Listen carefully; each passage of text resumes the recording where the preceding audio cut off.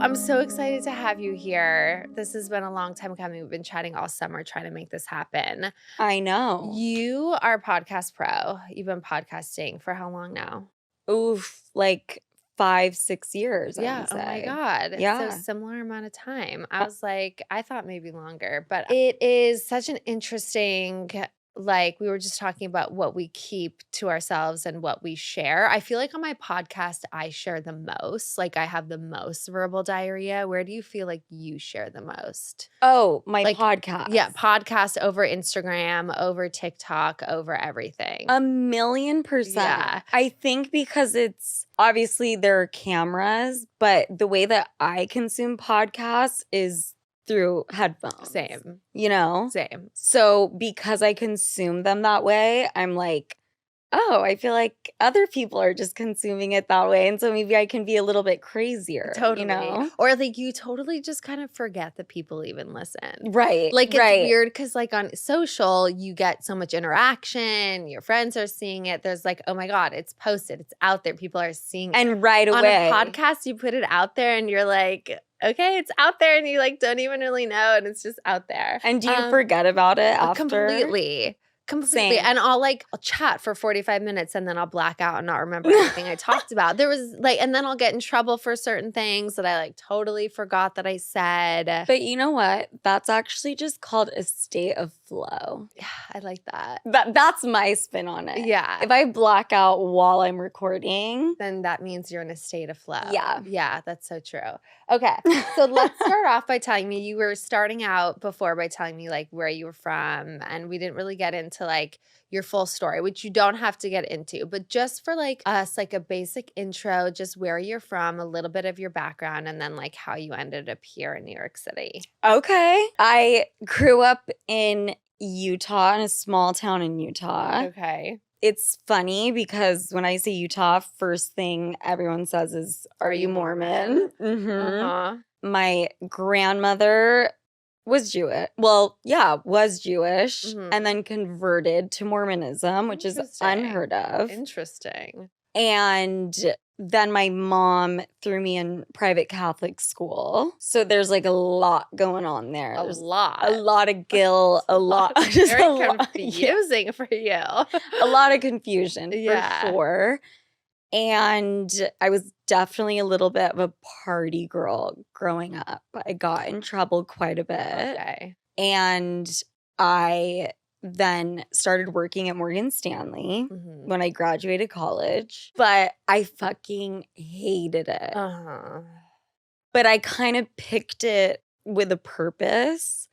And I kind of thought to myself, you know what? I want to get out of Utah. I would love to live in New York, like a lot of girls do. And I think I'm just going to major in economics. And then I'm going to work at Morgan Stanley, which happens to have a huge operations hub there. Okay. And I thought to myself, I feel like there's got to be a Morgan Stanley in New York that I could transfer to. There has to be.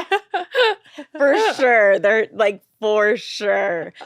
So I worked at the Morgan Stanley in Utah for a couple years. So interesting. Yeah. I did not see you in that environment, but I shouldn't have been there, so that's probably why you can't. Why you're not see there it anymore? Yeah. And then I moved here and was still working in finance for another 2 years, and then kind of these crazy circumstances came together and I got this opportunity to just try out a podcast. Yeah. And it got posted on socials and got picked up 3 weeks in and then took off. Yeah. And I've been podcasting ever since. So amazing. So what do you think? What do you think it is about you that you were podcasting and you were talking about very relatable female issues that we were all dealing with at this time, at this age, dating and what that looked like. And what do you think, and now with your podcast now, is the thing that people turn to you the most for comfort with? That's a really good question. I want to say I'm really bad at faking it. Mm-hmm. I'm always going to be extremely authentic. I will discuss things in a very real and raw way. Mm-hmm.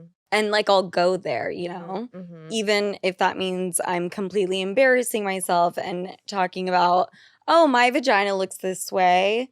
And I don't know if that's cool or not, but that's something I spoke about last week. You're like, that's like kind of random. How your vagina looks and if it's cool or not. Now I want to know did you find out if it was okay? Well, you know what? The conclusion I came to is it doesn't fucking matter. All vaginas are cool. It's so true. That's so true. And it's like, they're all like, how would you even know they're all supposed to be so different and weird looking? Like, exactly. There had to be something so different about yours that even made. Did you like sit down and look at it in the mirror? So I've never ever done that before, by the way. I mean, Never. Have I ever like, I don't think sat and like looked. I don't know if I've sat like legs spread like with the hand mirror. Yeah. But I mean, I've seen it. Yeah, I've seen the top of it. Yeah. When I go pee. But what was it that was making you feel like it was weird?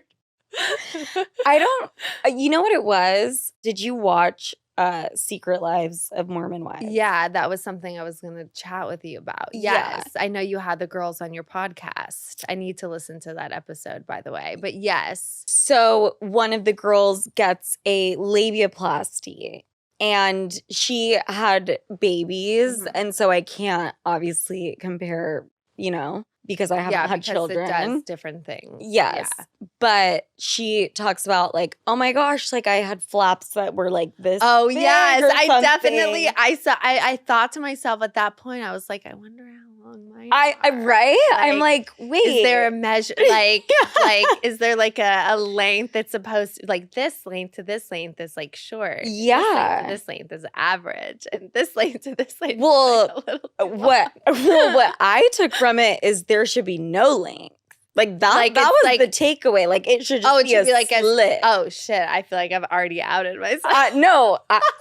By the way, I don't just have a slit, but that's how she was kind of talking about it. So that's what you see. I can feel that from you even already just sitting here, like very comfortable talking about that with you. And I only met you like 10 minutes ago. Right. Yeah. Right. So that's what like women were so, I feel like have always been and like have been so yearning for is just that like know that they're not alone in all the crazy weird things that we think. Definitely that. I think that's a huge part of it. I think I'm trying to stray away from this a little bit now, but I think especially in the early years of podcasting, a big thing was how I would talk about men. Yeah.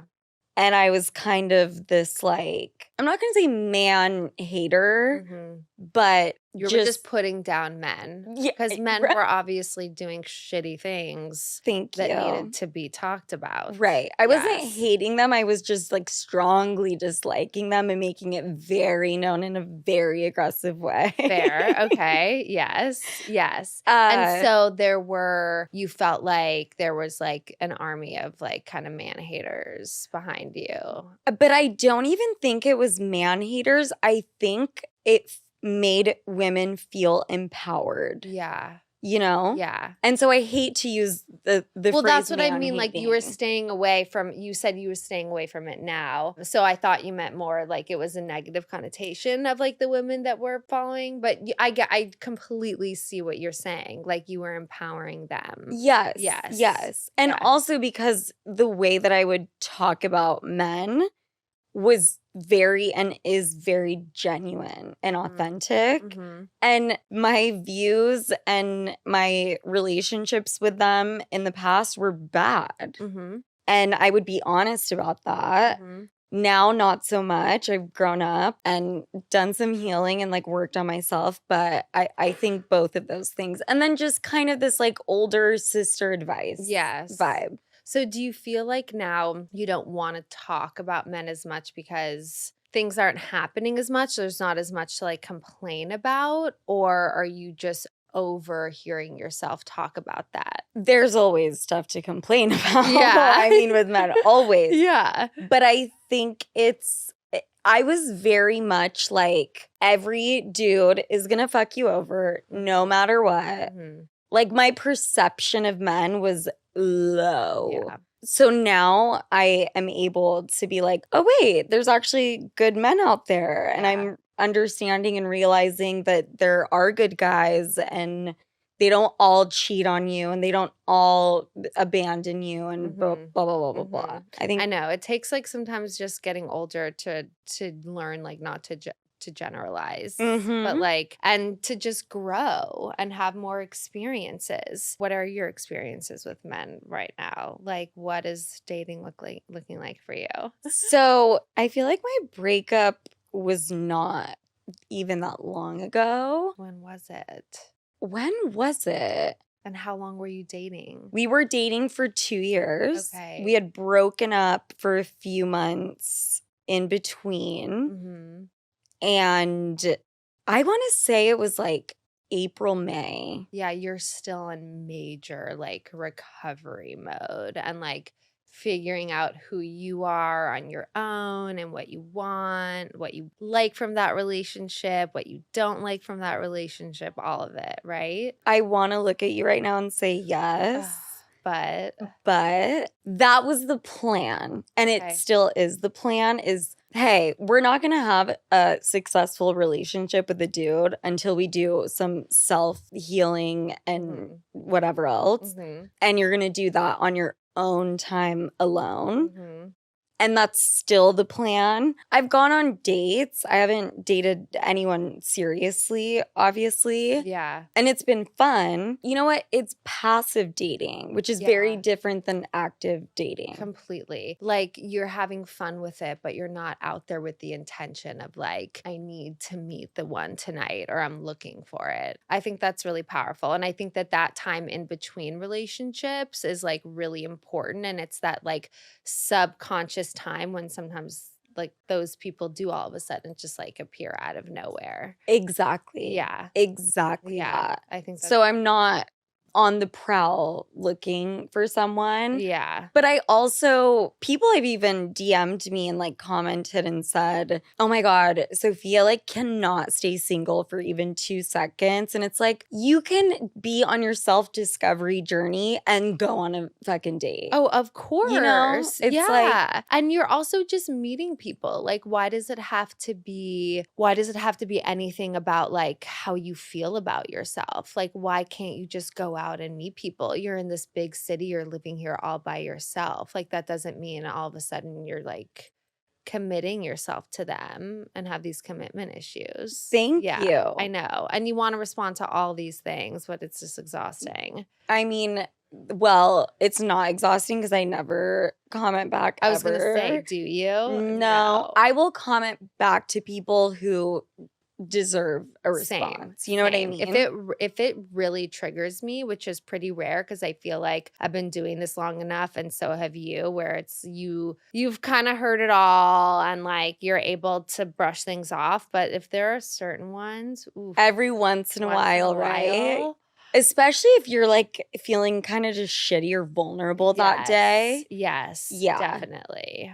But no, I'm glad that you don't do that. That you don't like that I don't get involved in the fight. No. Yeah. No. I mean, I'm also not surprised. You don't seem like someone that would be petty like that. No. It's a waste of time and energy. Yeah. But so go ahead. So I love how I say go ahead while you're interviewing me. I like it. I'm the go worst ahead. interviewer. I do most of my episodes like solo or with my husband. Okay. So I'm like, I just want to sit and chat and like have a glass of wine with you and talk. But I'm like, I have to like move it along and get to things. Well, you're gonna come on mine. We need to get that scheduled. Yes. When are you leaving, by the way? Tomorrow. I'm going to DC in the morning.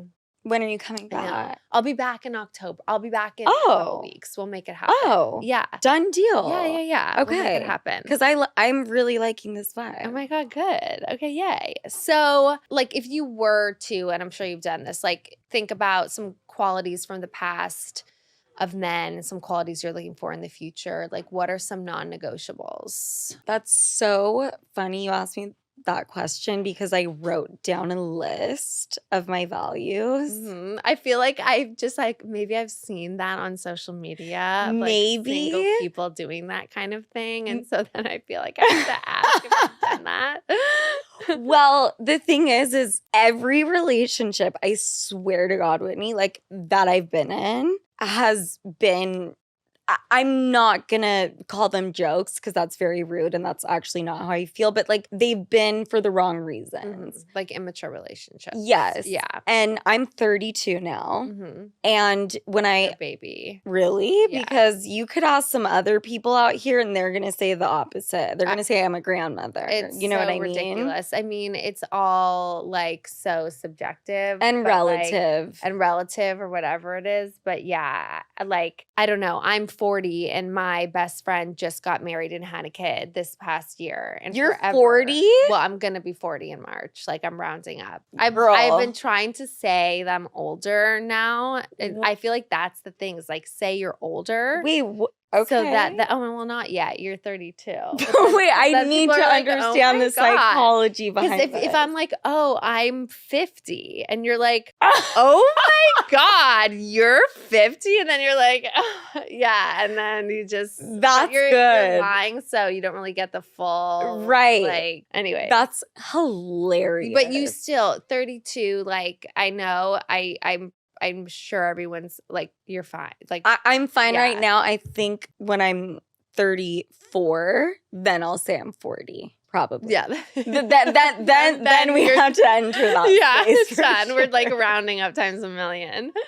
How old were you when you met your husband? Can I ask for fun? So I met my husband when I was like 25, and then we didn't date right away, but we got married. Got married when I was 30 and then had Sunny at 30, my kid at 32. Okay. But then my friends called me a child bride. And like that wasn't, so and that was then. And things are even, later and later now. Right. So, I mean, sweetheart, growing up in Utah, I know. I'll tell you what a child bride is. So when people say, are you Mormon? Do you get like, are you like, ugh?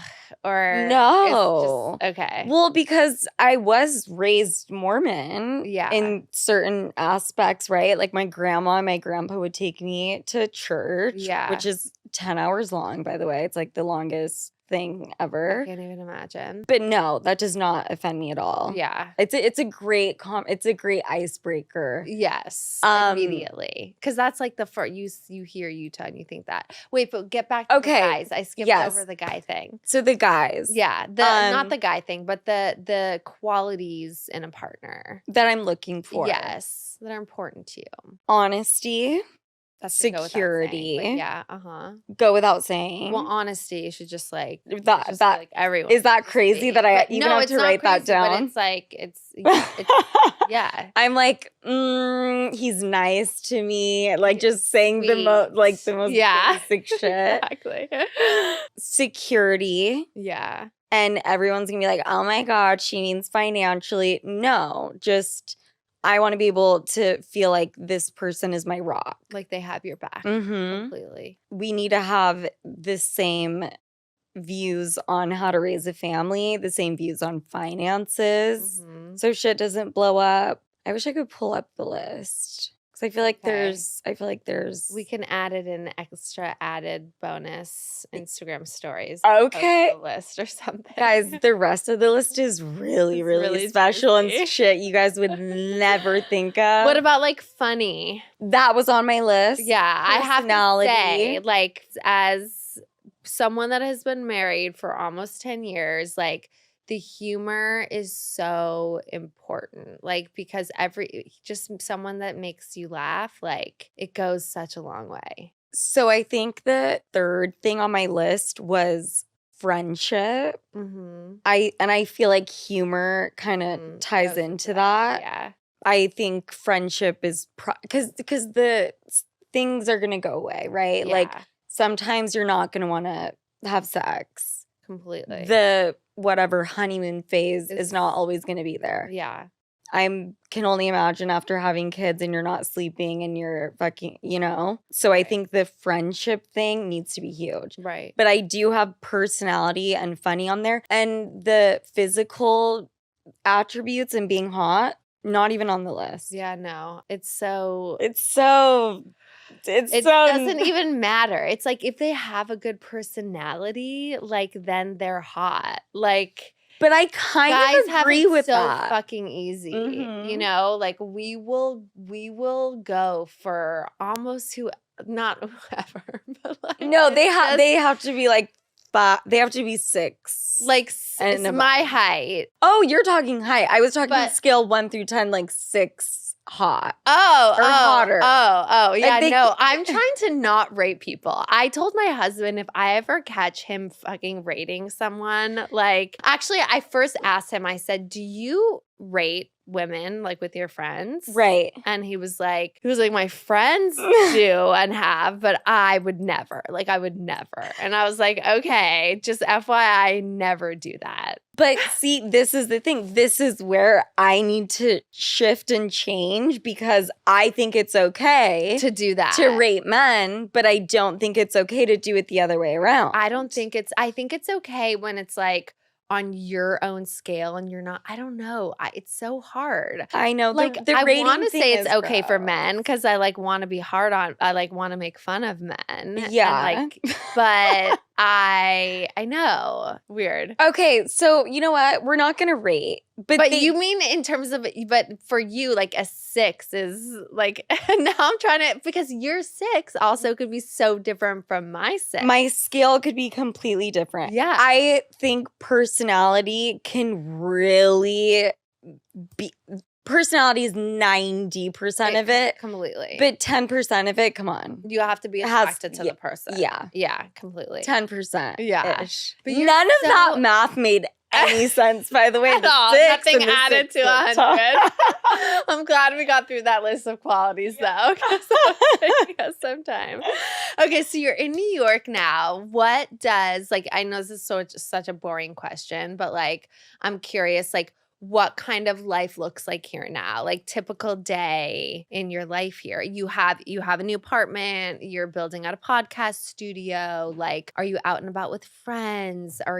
Is every day regimented? Like are you working from 9 to 5 at your computer? Like what does it look like for you? There has been a huge shift and transition, I would say in the past 6 months to a year. Mm-hmm. I was kind of flailing a little bit when I moved back to New York from Utah because during COVID I was living in Utah. That makes sense. No one I worked with was in New York. Mm-hmm. Everyone was remote. I was just getting used to being back in New York. I also had broken up with my other boyfriend at that time. Right. But I think every single day is so different. And that's what I love about the job. Mm-hmm. I used to be really, really stressed about that aspect of it. Mm-hmm. And then now I have my assistant Soph who like takes care of my entire calendar and like keeps me on track. And I work with her in person. And I really needed someone to be in person with me to be like, we're gonna do X, Y, Z. Yeah. But for example, today I'm recording with you. Yeah. Tomorrow, I have another recording with, I think I could say, someone from The Sopranos. Oh my God, that's exciting. But very different. And then later that night, I'm going to be going to this event that is for sustainable jewelry, and Jane Goodall will be there. Amazing. You know who that is. Yeah, the gorillas. Yes. And like, yes. And just amazing. You do a lot of work in like environmental impact funds and all of that, right? You got arrested like living in a tree or something, I read. Wait, I got arrested what? Living in a tree? Or like, living in a tree? I don't know if that was me per se, but I have been arrested. So maybe that's why I was just like, for sure. Oh my God. This is so hilarious. It said you were like, you like wouldn't get out of a tree. Oh. At, you like, know what? Protest. You know what? Environment. It's coming back to me. I passed out under a tree underage, and I passed out from drinking too much alcohol. That's what happened? Yes. That is not what I read about you. It was like you were protesting and you wouldn't get out of this tree. I mean, send this to you. I think I was protesting to the police to not arrest me. You. I think that was the protest. I'm dying. But I can't even remember like where I was. Maybe it was a fucking protest. I was blackout. Yeah. So you know. You don't even know. Yeah. But then there's the creative side and coming up with content. And then there's the business side, right? And I don't know. I don't know if it's like this for you, but going back and forth between the business kind of minded stuff and then the creative stuff is exhausting. It's so exhausting. Like I need to pick a day for one do it or all. the other. I know. I always find myself going back and forth between like trying to choose specific days for specific things and then just being like, I can't stick to it. I can't be consistent like this. Some stuff has to get done this day. You know what I mean? And then it all gets meshed together. But like, I think it's just one of those parts about our job that we just have to deal with. But there's so many different like hats that we have to wear. Yeah. That it's not that we're complaining by any means. No. But like so many different people that we have to be, you know? 1,000,000%. Yeah. And it's on a public forum, which adds that pressure. Completely. But I mean, that's just kind of my work life in terms of being single girl in New York. Yeah. It is like a little bit Sex in the City-ish at times. Yeah. I'm not going to lie to you. It's been really, really fun. Yeah. I need to start hanging out with my New York friends again because what happens is I'm so close. I have a very close-knit group of friends, and they just fly in and will just live with me for months at a time. Oh, my God. Amazing. But then you're in their world, in that bubble, and you're like meeting your new people or making a life here for yourself. Exactly. Yeah. And that's kind of my plan, especially I just moved into my new apartment this week. Amazing. That will be exhausting, but that will be very grounding for you to have your own place, to like get to know your neighborhood. That will be major for you. Major. Yeah. Because right now I'm like, where the fuck is the bodega? No, you need all your spots. Yes. Like your nail spot, all your spots. And I know I'm really into meditating too, and I know that you're really into meditating. Majorly into it. So when did you get into it? When did you start meditating? I remember I was in Europe, and I had the biggest fight ever with my boyfriend. And I was like, I've heard about like this meditating thing, like it's good for you. But also, my mom growing up, she's like always been as wild as she is, yoga and like meditation and all those things. Yeah. And I got in the biggest fight, and someone had told me at a wedding that was the night before about the Waking Up app from Sam Harris. And she could not stop ranting and raving about it. So I pulled it up on my phone. I did the first meditation. I was like, I love this. Yeah. I'm going to stick to it every single day. Yeah. That obviously didn't end up happening. But then over time, now I've stuck to it for 3-4 years, and I meditate every single day without fail. With that app. With that app. However, I do want to say I want to transition kind of into transcendental meditation.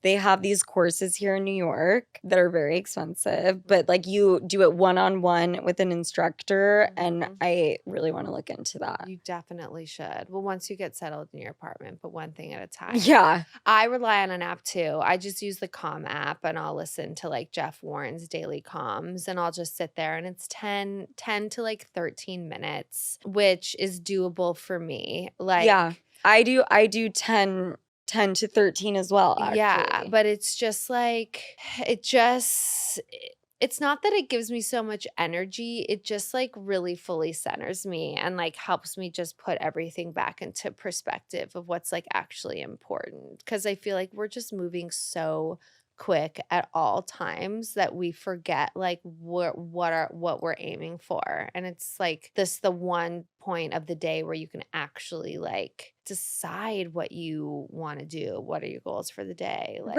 how do you want to face this day? How do you want people to view you? Like all of that. I never would give myself that time or think about those things if I didn't meditate. Never, ever. Yeah. And I think meditation for me, I know some people like to do it at night. I do it first thing in the morning. And I do not check my phone for like the first hour in the morning. Good for you. But I'll do the meditation. I think for me, it's taught me how we're constantly thinking, right? Yeah. And our thoughts are kind of defining our story and how we think about ourselves and how we think about the day ahead and da-da-da-da. And at the end of the day, thoughts are just thoughts. Yeah. You know, like this is going to sound really contradicting. You don't think your thoughts, they appear, right? And it's just taught me to be able to understand thoughts really have nowhere to land. Right. And they don't define you. They don't define you. Same thing with emotions. Completely. You'll feel completely different in an hour. Right. And I think that's been really helpful for me. Really helpful. Yeah. Because we need to be reminded of that because it's so easy to forget all these things. Yes. To immediately be hard on ourselves. Yes. Where it's hard, though, is I really need to start incorporating it more throughout the day. Yes. You know? I think you probably do subconsciously and you don't even realize it. True. But I agree with you. Like being more conscious of being like those mindful moments throughout the day. Being like, okay, be quiet. Like be mindful now. Like eat your lunch. If I'm eating lunch by myself, like don't look at my phone while I'm eating. Like sit down for 5 minutes at least, you know? Right. Right. Like insert those moments into our days. Which, you're right. Probably in the back of my mind. Subconsciously I'm kind of doing that. I've heard that it's really helpful to try to do that in transition moments. So the second you decide, okay, I'm gonna actually go check the laundry, use that moment to just be like recenter. That makes sense. You know, then you will focus on the task. And for me, like when I just in transition times, I will feel so flustered that I'll like forget what I'm about to do or and then I'm like so discombobulated and sidetracked and like ADD. Yeah. No, that's so important. I feel like I'm flustered 24/7. Yeah. The meditation obviously helps tremendously, but I have a really hard time just chill. Me too. Like to be chill and relaxed. Me too. Yesterday though, the whole day, I spent the entire day in my hotel room and I felt so guilty about it, but I did it. And I was like, I had to tell my husband, but I did it. I watched the whole season of The Mormon Wives. And oh my God. What I wanted to bring up, and then I know I am almost done. But what I want to bring up was I watched Selling Sunset. Oh my God. Oh my God. And saw you on it. And I was like, oh my God, I'm interviewing her tomorrow. The fact, I can't remember what was included. Oh, can you just tell me how that came about? So I'm really good friends with breezy, who's like the star of the show. She's best. So beautiful. Stunning. She's so gorgeous. Yeah. And so genuine and sweet. She seems it. I can feel but that. Also like a badass bitch. Yeah. You know? Like I wouldn't want to get on her bad side. No. Yeah.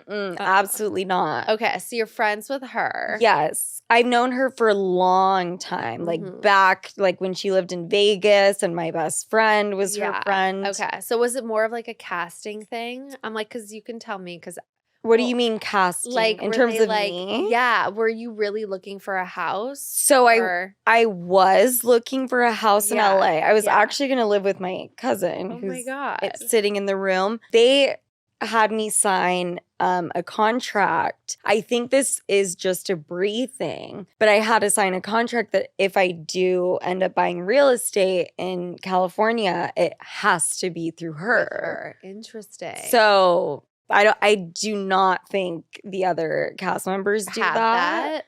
But I was like, Sure. Bree, I trust you, Bree. Yeah, sure. I mean, she's your friend too. Yeah. But okay, so you were actually looking in LA to move. Like you were thinking LA or New York. No. Oh. I go to LA every couple months. Okay. I don't even want to know, thousands and thousands on hotel room for my assistant, the food, and I was like dealing with that with here now. And yeah. I'm like, what am I doing? It's crazy. You might as well just have a place. Or a rental or something. Something. Yeah. So that's what it was. Okay, got it. Was it fun doing it? It was so much fun. It was a little bit like I didn't really know what to do. Just because it's natural, but it's also like go stand in that corner and then chit chat and then continue the conversation. Yes. So it's like natural, but yeah. Also, my scene happened to be very sexual. Like the wallpaper. Yeah, the wallpaper. They were like, she was like, "This is perfect for you." I was like learning more about you as I was watching again, the vagina. Yeah, it's just like your logo. I guess I'm like brand symbol. Vagina Monologues 2.0. Like that's gonna be my next podcast. But it was a lot of fun. It was fun. Okay, because I was like, oh my God, it's her. All right. You said you had two of the girls from Secret Lives of Mormon Wives on the show on your podcast. I'm going to listen to it, but they spilled some. They did. I was a little bit shocked. With how much they said? Right, because they had someone from Hulu in the room. Oh, really? And maybe they really want to get a second season. Yeah, maybe. Yeah. It's not like they definitely disclosed like some very interesting stuff. But it was great. Yeah. It's so funny because Utah is what you see on the show is for real. Like what it Utah. Really is. That makes me feel good because like I want a realistic representation of the place. Like the soda thing, I had no idea. Swig is down the street from my house, from my mom's house, like down the street. Oh my God. And it's the most bizarre shit ever. Yeah. Do you think that I'm sure everyone has asked you. Well, your mom, this is like you can ask more questions. By the way, you can ask me whatever. Like, okay, I am not. Well, I'm just more thinking like, what do you? You're like, have you gone to Swig? No, that's why I'm like, I'm dying to know. What's your drink order? Their orders are so gross. I know. I'm like, are you very close with your mom? Like, are you beyond? I grew up with a single mom. So I think that maybe that's part of the reason why you feel so comfortable opening up because you just have had a very comfortable relationship with your mom and have always been very comfortable expressing yourself. I think that's so important for women to know. Like, as moms, like how important it is to let our kids tell us whatever without fear of judgment because being open and being vulnerable is just like so important. I'm not saying that everybody needs to come on a mic and like share their deepest, darkest secrets. No, but I think that like it's so rare and so beautiful to be so vulnerable. Yeah. And my grandma, Mormon, right? And did not raise my mom the same way my mom raised me. My mom was way more open. Yeah. However, I will point out my entire family is European and Argentine. And they are just way more open about sexuality. Yeah. So there's that part. That influence. Yes. Yeah. And then the single mom thing, I'm also being raised by my aunt and just a lot of women around me. And then can I ask about your dad? Yeah. Do you know him? So it's a very interesting story. I wish we had 7.5 more hours, but just in Spark Notes version. Yeah. My biological father, he lives in Spain. That's where he's from.